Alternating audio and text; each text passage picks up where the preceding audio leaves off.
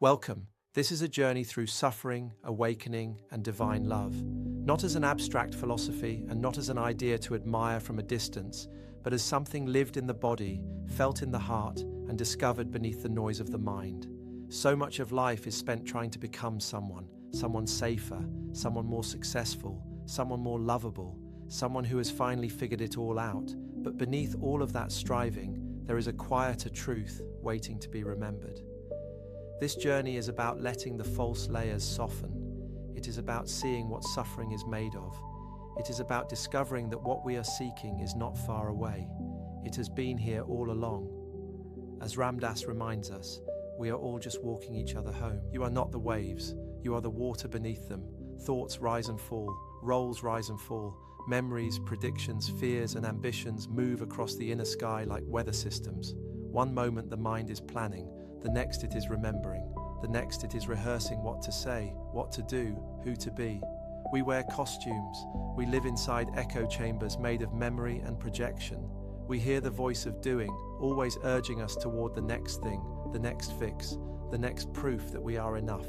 But underneath the turbulence there is something unmoving.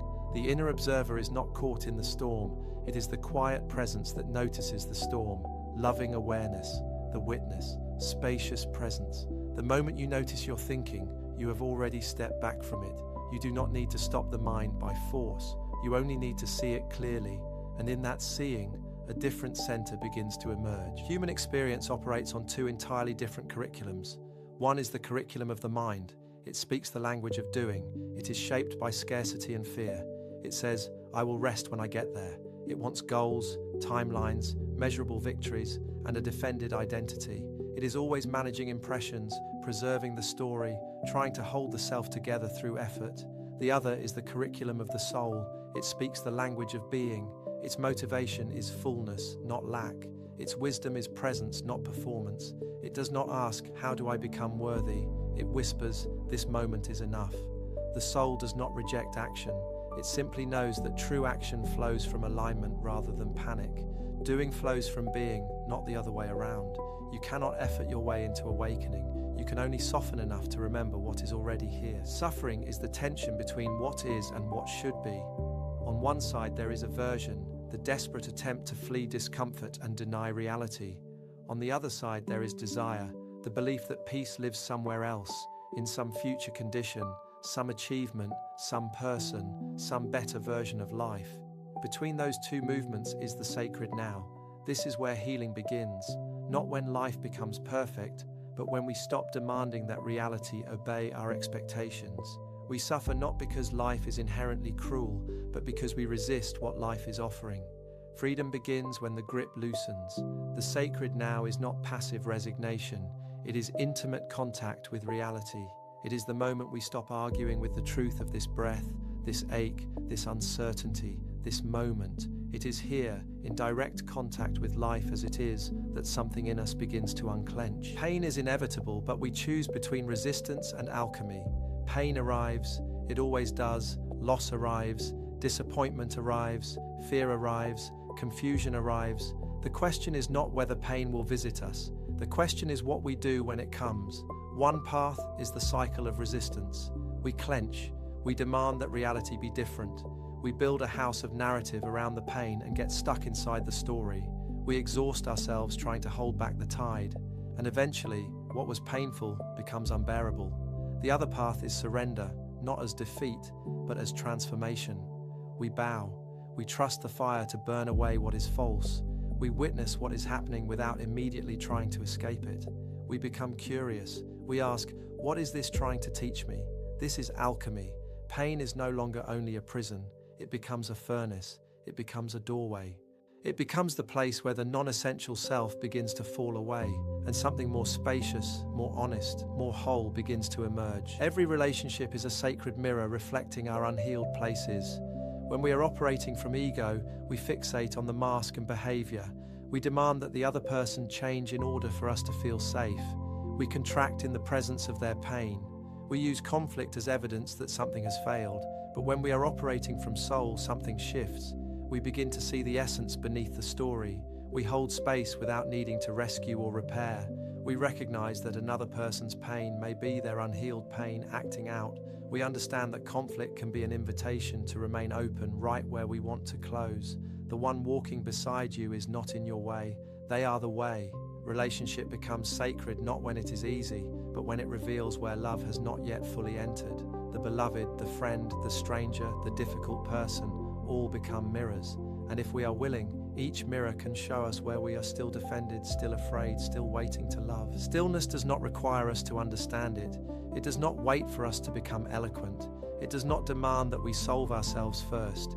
It invites us into communion, not through clarity of thought, but through willingness to feel. There is a kind of wisdom that cannot be argued into existence. It can only be received. It appears when the inner machinery slows down enough for something quieter to be heard. Take a breath that breathes you. Let that be enough for a moment. No fixing, no performing, no reaching, just the willingness to rest in what is here. Stillness is not empty. It is full of presence. It is full of the life we keep overlooking because we are so busy trying to name it. The inner temple is a journey of dissolving layers. The outer ring is noise, distraction, algorithms, notifications, the pressure to prove, to perform, to maintain the illusion of separateness. This is the surface world, the restless world, the world that keeps us busy enough never to notice our ache. Then comes the threshold, brokenness, ego death, the shedding of the costume, the trembling silence where the scaffolding of the false self begins to collapse. This is not comfortable. It can feel like losing everything we thought we were. But deeper still is the altar, loving awareness, the unchanging background, the silent heart that watches joy and sorrow move like weather across the sky. You do not have to go looking for this as if it was somewhere else. You simply let go and allow yourself to arrive. The journey inward is not an acquisition, it is a remembering. The Bhakti path transforms personal attachment into universal devotion. At first, love often appears as a spark, personal, specific, vulnerable. It becomes entangled with conditions and contracts. It says, I need you to stay so that I can feel whole. It fears change, loss, and impermanence. It confuses attachment with love because it has not yet learned how large love really is. But universal love is different. It is not unfeeling. It is not distant. It is deeper. It sees the beloved in every face. It is rooted in devotion, offering, and surrender. It knows that what is real cannot be lost because love is not confined to a single form. Then the inner monologue changes. It no longer says, I need you to save me. It says, I love you because I am already whole, and loving you is how I remember that.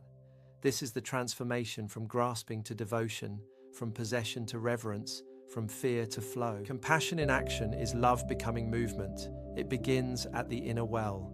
We rest in loving awareness. We stop seeking goodness as something to manufacture and begin recognizing it as something native to our being. From there comes the overflow, spontaneous service, service that is not performance, not martyrdom, not self-erasure, service as the natural exhale of the soul. Then comes the sacred mirror, seeing God in form, washing dishes, listening without fixing, holding boundaries with kindness, recognizing that serving another can be holy when it arises from wholeness. True compassion is not pity, it is intimacy. It places you beside the sufferer, not above them. It says, your pain is not separate from life, and neither are you. Compassion breathes with the world. It does not dominate it. The cosmic joke is that we are the divine playing hide and seek. First comes Maya, the veil of illusion. The divine forgets itself and enters limitation, believing in masks, roles, and the separateness of form. Then comes karma, the wheel of becoming, the long arc of consequence, longing, suffering, and search. And then suddenly or gradually comes Lila, divine play. The punchline lands. The soul recognizes itself again, not as the separate self alone, but as the larger field in which all selves arise. You are not only the dreamer, you are the dream, and the dreamer, and the space in which both appear. This recognition does not remove us from life. It returns us to life with tenderness, humor, and humility. The self was never the whole story. The costume was never the whole truth. The game was sacred all along. The practice is the continuous return to I am loving awareness. A trigger appears. Noise, fear, conflict, old wounds, the ache of memory. And at first we are pulled into reaction because that is what conditioning does. But then there is the pause. The pause is holy. It is the place where we step out of character, even if only for a breath. Then comes the mantra. Quietly, inwardly, tenderly, I am loving awareness, not as a slogan, not as a performance, as a remembrance. And then embodiment. We soften. We let the emotion pass like weather instead of building a house around it. We respond from presence rather than from the defended self. This is integration, spirit meeting form, not escaping the human experience but inhabiting it differently, not living at the peak of awakening but bringing awakening into the ordinary moment again and again and again. You cannot get there from here because you are already home. There is nowhere to get to, no perfect self waiting at the end of the path, no final identity that will rescue you from being human. You are not here to transcend the human, you are here to infuse it with soul. The journey was never about becoming special, it was about becoming transparent enough for love to shine through. It was about letting the noise settle, letting the masks loosen, letting suffering become a teacher instead of a tyrant. It was about remembering what has always been true beneath all striving. We are all just walking each other home, so stop running, take a breath.